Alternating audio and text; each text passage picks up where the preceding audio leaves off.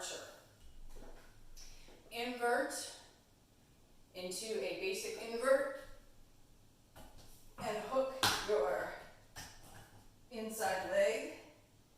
Allow your hand to come down as you allow your leg to come down. And there's your variation of archer.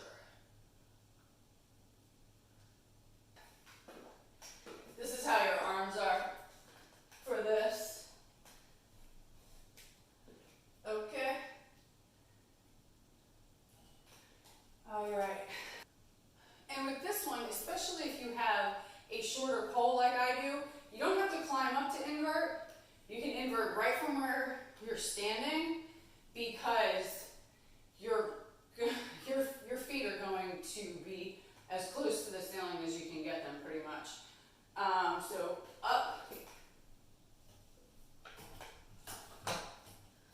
hook that top foot, bring your hand down, allow the pole to come onto your shoulder, neck.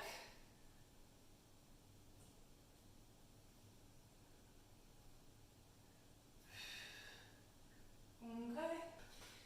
If you have any comments or questions, feel free to contact me. Write a comment on here, or for more in-depth, contact me through my website, Aviva Fit Flip.